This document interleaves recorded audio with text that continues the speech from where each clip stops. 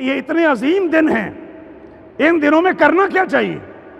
یعنی کیا کیا اعمال ہیں جو ان دنوں میں کرنے چاہیے؟ تو سب سے پہلی چیز تو یہ ہے، معلوم دنوں میں اللہ کا ذکر کرو، اور ان سے مراد کیا ہے؟ عبداللہ بن عباس فرماتے ہیں یہ ذو الحجہ کے پہلے 10 دن ہیں۔ ذکر کی کیا شکلیں ہو سکتی ہیں؟ حدیث کی بعض کتابوں میں یہ ہے کہ آپ نے فرمایا فَأَكْثِرُ فِيهِنَّ مِنَ التَّحْلِيلِ وَالتَّكْبِيرِ وَالتَّحْمِيدِ، ان دنوں میں کثرت کے ساتھ لا الہ الا اللہ پڑھا کرو، تحلیل لا الہ الا اللہ پڑھا کرو، اور فرمایا تکبیرات کثرت سے پڑھا کرو، والتحمید الحمدللہ کثرت سے پڑھا کرو۔ یعنی اللہ کی الوہیت کا بیان، اللہ کی کبریائی کا بیان اور اللہ کی حمد و ثنا کثرت کے ساتھ ان دنوں میں کیا کرو۔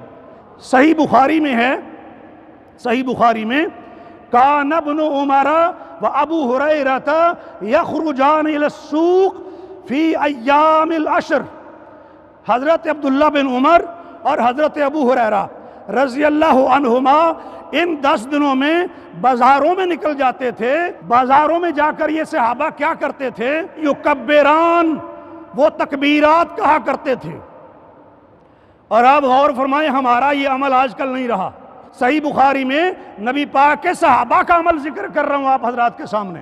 یکبران، وہ تکبیرات پڑھتے تھے۔ یکبر الناس بتکبیرہما، وہ لوگ تکبیریں کہتے تھے، یعنی حضرت عبداللہ بن عمر اور حضرت ابو ہریرہ رضی اللہ عنہما، اور ان کی تکبیرات سن کر باقی لوگ بھی تکبیرات پڑھتے تھے۔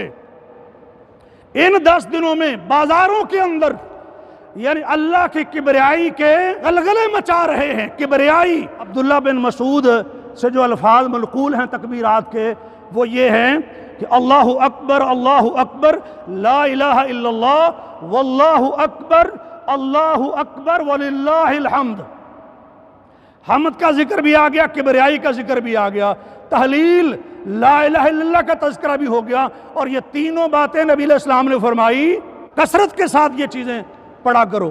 اور یہ صحابہ جو تکبیر کے الفاظ بول رہے ہیں ان میں یہ تینوں چیزیں موجود ہیں۔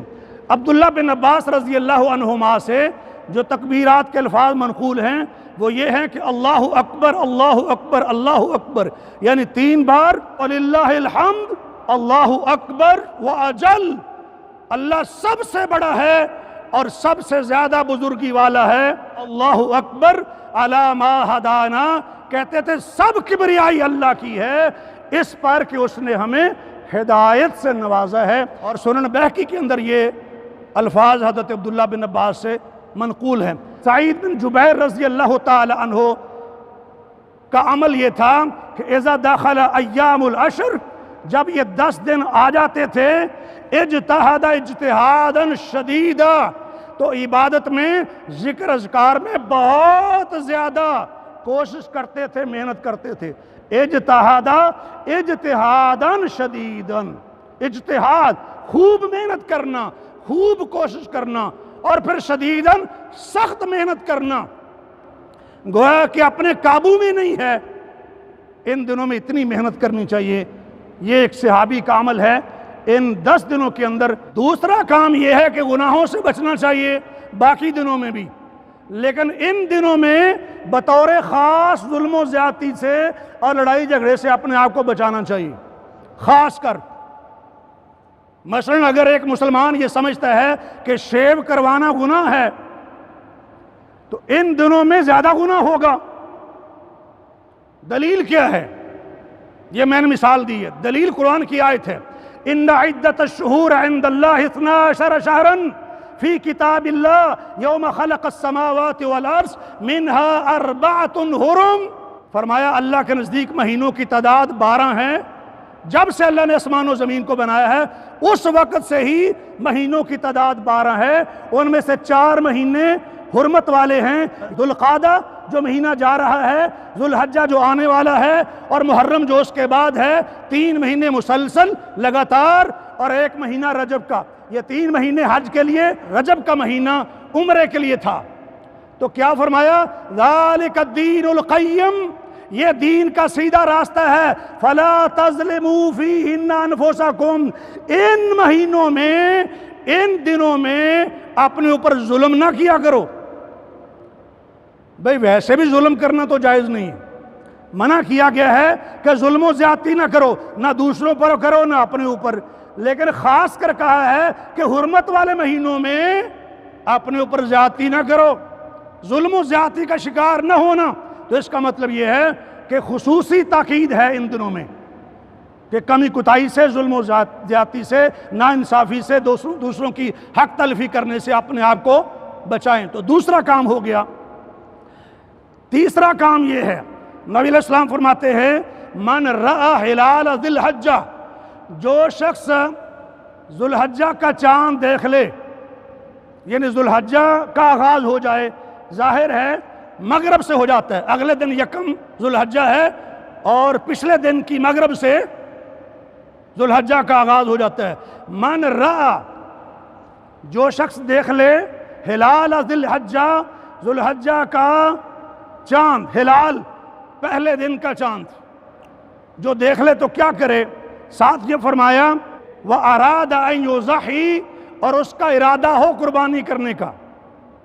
ذو الحجہ کا مہینہ سٹارٹ ہو جائے اور جس کا ارادہ قربانی کرنے کا ہو، نبی علیہ السلام فرماتے ہیں فَلَا يَأْخُذَنَّ مِنْ شَعْرِهِ وَلَا مِنْ أَظْفَارِهِ، تو وہ اپنے جسم سے بال نہ کٹوائے اور نہ اپنے ناخن کاٹے۔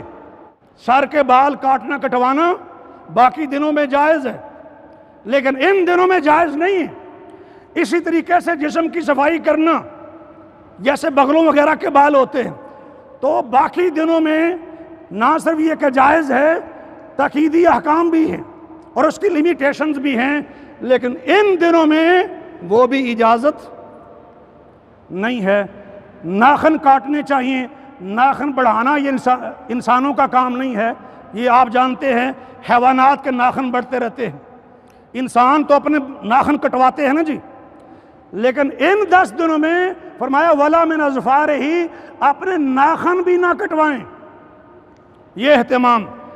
اور جو شخص قربانی کر رہا ہے وہ اپنی پوری فیملی کی طرف سے قربانی کرتا ہے، تو گویا کہ پوری فیملی کی ذمہ داری ہے جن پر شریعت کے احکام لاگو ہوتے ہیں کہ پوری فیملی میں سے کوئی شخص نہ بال کٹوائے اور نہ ناخن کٹوائے۔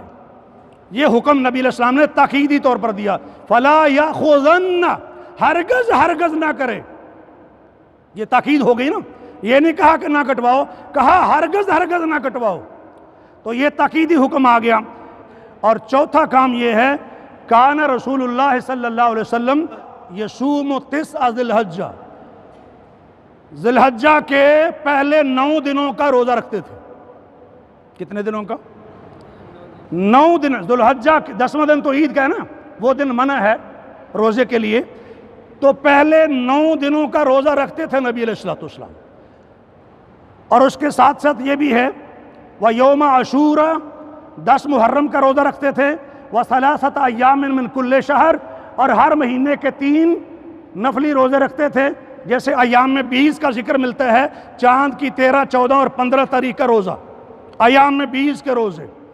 اسی طرح اول اثنین، مہینے کے پہلے سوموار کا روزہ، بعض حدیث میں ہے کہ ہر سوموار کا روزہ نبی علیہ السلام رکھتے تھے، والخمیس، اور جمعرات کا روزہ۔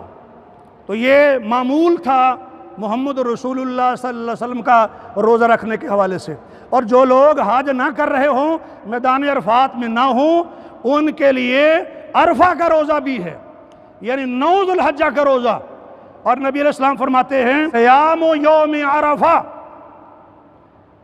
یہ جو عرفہ کا روزہ ہے یعنی 9 ذی الحجہ کا روزہ ہے، احتسب علی اللہ ان یکفر السنۃ التي قبلہ والسنۃ التي بعدہ۔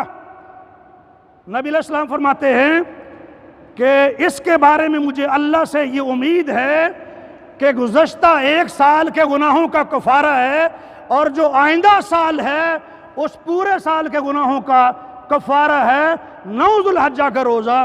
یعنی جو 1 سال گزرا ہے پورے سال کے گناہوں کی معافی، اور جو سال آنے والا ہے اس سال کے بھی گناہوں کی معافی، تو 9 ذو الحجہ کا روزہ رکھنے سے 2 سال کے گناہ معاف ہوتے ہیں، 2 سال کے۔ لیکن جو حج کر رہے ہوتے ہیں ان کے لیے روزہ رکھنا منع ہے، چونکہ حج کے دوران میں نبی علیہ السلام نے میدان عرفات میں روزہ نہیں رکھا ہے۔ ہمارے یہاں ایک اور مسئلہ بھی لوگوں نے کھڑا کر دیے ہے، میڈیا کا دور ہے، مکہ مکرمہ لائیو آ رہا ہوتا ہے، تو کہتے ہیں کہ وہاں کے یوم عرفہ کے ساتھ روزہ رکھیں گے یا یہاں کی تاریخ کے حساب سے۔ ذرا ہمارا 1 دن کا فرق ہے نا، ہماری 8 تاریخ ہوتی ہے، ان کی 9 ہوتی ہے۔ اب ان کی 9 کا رکھیں یا اپنی 9 کا رکھیں، تو کچھ لوگوں نے خواہ یہ مسئلہ بنا دیا ہے، حالانکہ ہم اپنے کیلنڈر کے مطابق پابند ہیں۔ ان کا ٹائم بھی مختلف ہے، سحر و افطار کا بھی، نمازوں کے اوقات بھی ہمارے ان کے ساتھ نہیں ہیں، تو پھر کیوں خواہ آپ اپنے آپ کو یہ تکلف میں ڈالتے ہیں؟ جی لائیو دیکھ رہے ہیں، اس وقت لائیو نہیں ہوتا تھا بھائی، لائیو دیکھنے سے دین کے حکام بدل جاتے ہیں۔ ایک صاحب کہتے ہیں جی احتیاطاً دونوں رکھ لیں، بھئی جو 8 تاریخ کا روزہ آپ نے رکھنا وہ کس نیت کا رکھیں گے؟ ہاں اس نیت کے ساتھ تو ٹھیک ہے کہ نبی پاک 9 روزے رکھتے تھے، وہ 9 کے 9 آپ رکھ لیں، لیکن 8 کا بھی رکھ لیں عرفہ کی نیت کے ساتھ، اور 9 کا بھی رکھ لیں عرفہ کی نیت کے ساتھ، تو یہ درست نہیں ہے۔ نیت کیا کریں گے؟ اس لیے اس تکلم میں پڑھنے کی ضرورت نہیں ہے۔ چلے ہم تو 8 اور 9 کا رکھ لیں گے کہ ہم سعودی عرب سے مشرق میں ہیں، تو جو ممالک سعودی عرب کے مغرب میں ہیں وہ کیا کریں گے جی؟ سعودی عرب میں جس دن یوم عرفہ ہوتا ہے اس دن ان کی عید ہوتی ہے، وہ کیا کریں گے؟ عید والے دن ویسے روزہ رکھنا منع ہے۔ ہمارے ایک بزرگ تھے مولانا عبدالرشید صاحب، وہ بڑے پکے تھے اپنے نظریے میں، جو لوگ کہتے تھے نا سعودی عرب کے ساتھ روزہ رکھنا ہے، تو وہ ان کے گھر میں 9 تاریخ کو پہنچ جاتے تھے کہ قربانی کا گوشت نکالو۔